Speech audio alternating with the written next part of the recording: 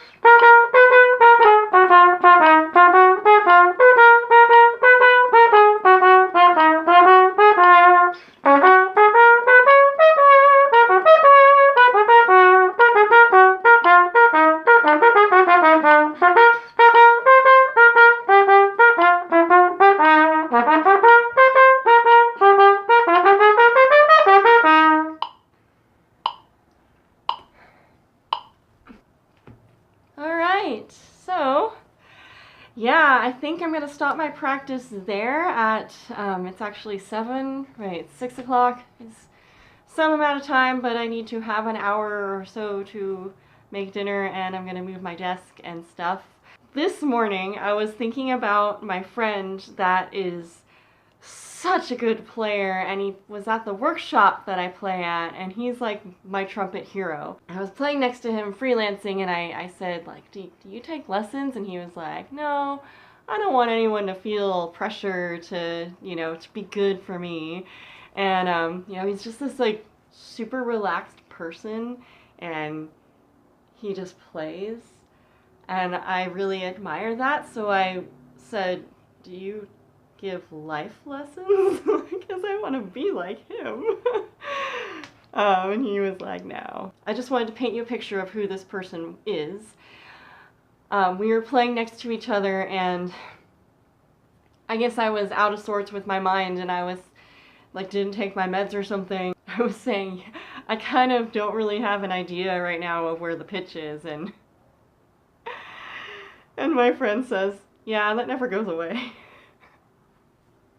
I don't know why. So I was thinking about that this morning, and I was thinking like, wow, that voice in your head that is like, oh, better not mess up, better not mess up, that's never going away. So the best thing I can do as a player is to just get the muscle memory in there so that when I am not at my most present in my mind, my body still knows what to do. Yeah, that's mindful musicianship. Practice whether you're at your best or not, and then when it's performance time, you're so practiced at it that it doesn't matter if you're not at your best. So that's a little bit of what the whole like mindful musician thing means to me. This will probably be the last like practicing every hour of it type video for a while, because I'm starting work on Wednesday, and I'm sad. Although actually teaching is going to be fun, but all the work beforehand that isn't really teaching is going to be lame. I'm not sure I like the whole like smashy transition thing. Again, like I said, like, I mean, I wasn't going to do those in any other videos. I just think it's weird. I think it's so weird. So until next time, stay mindful, stay musical, and stay out of trouble.